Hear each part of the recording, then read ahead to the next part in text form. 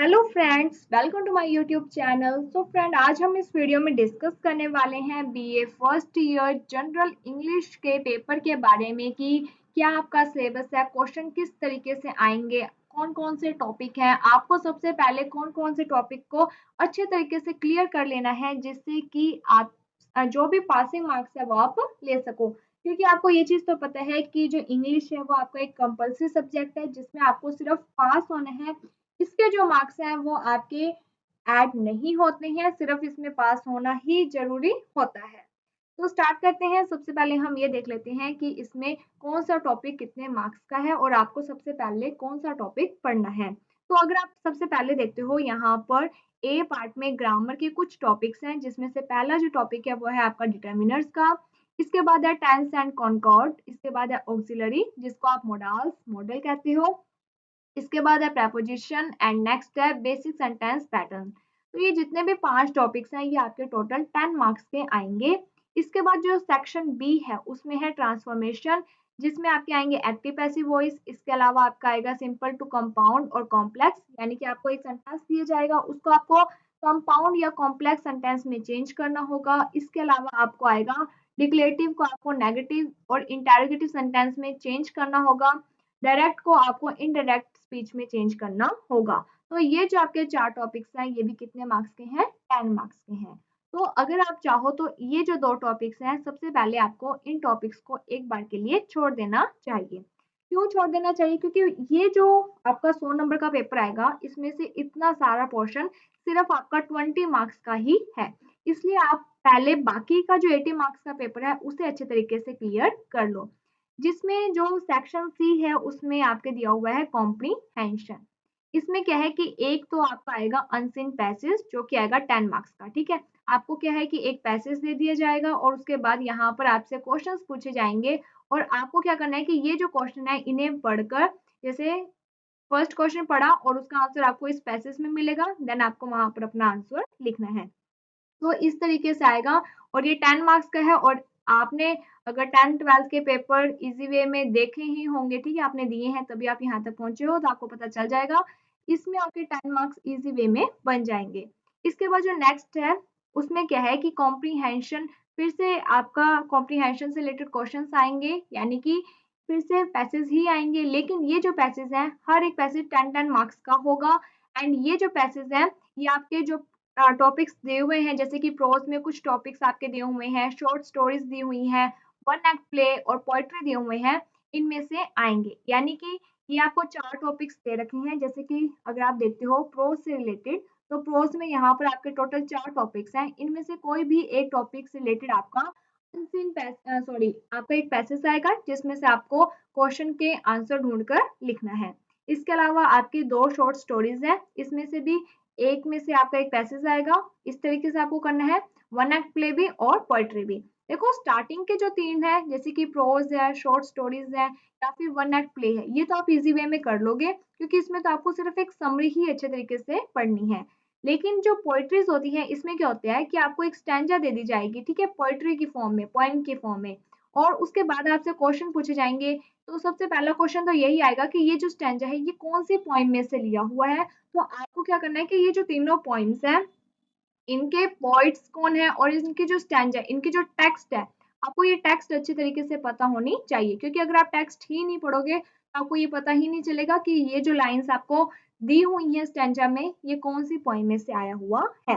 तो देखो सबसे इंपॉर्टेंट चीज ये है कि अगर आपको जनरल इंग्लिश के पेपर में पास होना है, नंबर बनाने हैं, तो सबसे पहले आपको ये जो सेक्शन सी कॉम्प्रीहेंशन वाला है इसे अच्छे तरीके से क्लियर करना होगा क्योंकि ये आपका टोटल 50 मार्क्स का है। ठीक है, एंड इसमें भी नॉर्मल सी बात है, एक पैसेज ही आपको आएंगे और इसमें से आपको क्वेश्चंस करने होंगे। ठीक है, और ये जो टॉपिक्स हैं इनकी आपको सिर्फ थोड़ी बहुत समरी अच्छे तरीके से पढ़ लेनी है क्योंकि मैं आपको इस चैनल यूट्यूब चैनल नई शुरुआत पर करवाऊंगी। इसके बाद जो नेक्स्ट अगर आप देखते हो डी पार्ट, डी में क्या है कि यहाँ पर राइटिंग कॉम्प्रीहेंशन है। ठीक है, राइटिंग कॉम्प्रीहेंशन में क्या होता है कि आपको कोई टॉपिक दिया जाएगा और उस टॉपिक के ऊपर आपको लिखना होगा। तो इस तरीके से आपका आएगा। अब यहाँ पर मैं एक सेकंड में आपको दिखाती हूँ, 1 मिनट। हाँ जी, तो यहाँ पर जो ये रिटन कॉम्प्रिहेंशन डी पार्ट है, इसमें क्या है, ये भी टोटल आपका 30 मार्क्स का है। तो अगर आप सी और डी पार्ट को अच्छे तरीके से कवर कर लेते हो तो आपका 80 मार्क्स का पेपर ऑलरेडी क्लियर हो जाएगा, ठीक है। एंड इसमें भी क्या है कि सबसे पहले है आती है प्रेसिस राइटिंग। प्रेसिस राइटिंग का क्या मीनिंग होता है, और ये 5 मार्क्स की है, 5 नंबर की आपके आएंगे। और इसमें बेसिकली क्या होता है कि आपको एक लॉन्ग पैसेज दिया जाता है और इस लॉन्ग पैसेज को आपको एक शॉर्ट समरी में लिखना होता है, इसे कहते हैं प्रेसिस राइटिंग। जैसे कि यहाँ पर अगर आपको 15 लाइंस दी हुई है तो आपको यहाँ पर प्रेसिस राइटिंग में क्या है कि 5 लाइंस में अपना आंसर लिखना होता है। लेकिन जो 5 लाइंस आप लिखोगे वो सबसे इंपॉर्टेंट होनी चाहिए, जिससे कि आपको ये पता चल जाए कि ये इतनी सारी जो रामायण महाभारत लिखी गई है इसमें मेन बातें क्या है, ठीक है। इसी तरीके से जो नेक्स्ट है वो है पैराग्राफ राइटिंग, जो कि आपका 10 मार्क्स का आएगा। इसमें क्या होगा कि आपको कोई 2 या 3 टॉपिक्स दे दिए जाएंगे, उस टॉपिक में से आपको कोई एक टॉपिक पर अपने व्यूज लिखने हैं, पैराग्राफ लिखना होगा। इसी तरीके से जो नेक्स्ट है आपका है लेटर राइटिंग। लेटर है जो वो 2 तरीके के होते हैं, एक होता है फॉर्मल और एक होता है इनफॉर्मल। फॉर्मल लेटर कौन सा होता है, जो कि हम अननोन पर्सन, जैसे कि जो हम, एक तो होता है रिश्तेदारों को लिखने वाला, ठीक है। तो ये तो हो गया हमारा इनफॉर्मल, जैसे कि हमने फादर को, मदर को, ब्रदर, सिस्टर, फ्रेंड, इन सबको जो हम लिखते हैं वो होते हैं, जो भी हम इन सबको लेटर्स लिखते हैं उन्हें हम इनफॉर्मल लेटर्स कहते हैं। इसके अलावा बाकी हम जिनसे भी कांटेक्ट करते हैं, लेटर्स लिखते हैं, वो होते हैं फॉर्मल लेटर, ठीक है। तो वो चीजें हैं। इसके बाद यहाँ पर आपको लेटर में भी क्या करना होता है कि आपको ये पता होना चाहिए कि स्टार्टिंग का जो फॉर्मेट है वो किस तरीके का है और जो एंडिंग का फॉर्मेट है वो किस तरीके का है। बाकी जो बीच की बातें होती हैं अगर वो आपको प्रॉपर वे में नहीं भी आती है तो भी कोई प्रॉब्लम नहीं होगी। मेन क्या होता है कि 2 मार्क्स आपके स्टार्टिंग का और 1 मार्क्स आपका एंडिंग का होता है, और बीच में ये जो 2 बातें लिखते हो आप, 2-3 जो भी आपको लिखनी है वो आपकी 2 मार्क्स की होंगी। तो इस तरीके से लेटर के 5 मार्क्स बनते हैं। इसके बाद जो नेक्स्ट टॉपिक है वो आपका है रिपोर्ट राइटिंग, जो कि है 10 मार्क्स की। इसमें भी क्या होगा कि आपको एक टॉपिक दे दिया जाएगा और उस टॉपिक पर आपको रिपोर्ट लिखनी होगी। आपको बस ये पता होना चाहिए कि जो रिपोर्ट होती है वो किस तरीके से लिखी जाती है, रिपोर्ट में मेन बातें क्या होती हैं। जैसे कि आपको कोई टॉपिक दे दिया, ठीक है, तो उस पर आपको रिपोर्ट लिखनी है। इसमें क्या होगा कि आपको सबसे पहले डेट, किस टाइम पर ये घटना हुई है, ठीक है, जिस भी चीज की आप रिपोर्ट लिख रहे हो उसकी टाइमिंग, डेट, डेट, ठीक है, ये सब चीजें आपको पहले लिखनी होती हैं। तो अगर आपने न्यूज़पेपर वगैरह देखा होगा, पढ़ा होगा, तो उसमें सबसे पहले यहाँ पर डेट लिखी होती है, फिर डे लिखा होता है, फिर एक हेडिंग लिखी होती है जिसके ऊपर आपकी रिपोर्ट होती है।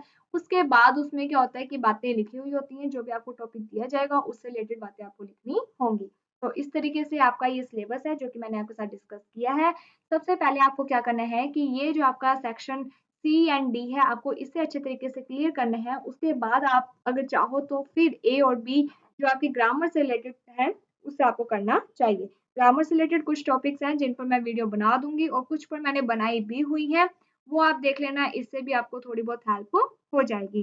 तो अब मैंने एक बार सिलेबस तो आपके साथ डिस्कस कर दिया है। प्रीवियस ईयर का जो पेपर होगा मैं वो भी आपके साथ डिस्कस कर लूंगी, एंड किस तरीके से ये जो प्रोज हैं, short story, one act play, poetries, इन्हें भी हम डिस्कस कर लेंगे। एंड कैसे आपको आंसर लिखना है, क्या पढ़ना है, उन सब के बारे में हम डिस्कस करेंगे अपनी नेक्स्ट वीडियोस में। तो अगर आप पढ़ना चाहते हो इन सब के बारे में तो आप नई शुरुआत यूट्यूब चैनल को सब्सक्राइब कर लीजिए। वहां पर आपको हर एक टॉपिक से रिलेटेड वीडियोस मिलती जाएंगी, पूरी आपको गाइडेंस दी जाएगी। एंड अगर आपको कोई भी डाउट होता है, कुछ भी पूछना चाहते हो, तो टेलीग्राम ग्रुप बनाया गया है नई शुरुआत के नाम से, उसे भी ज्वाइन कर सकते हो और वहां पर अपने जो भी डाउट्स वगैरह होते हैं वो आप पूछ सकते हो। So thank you friends for watching my video. Thank you.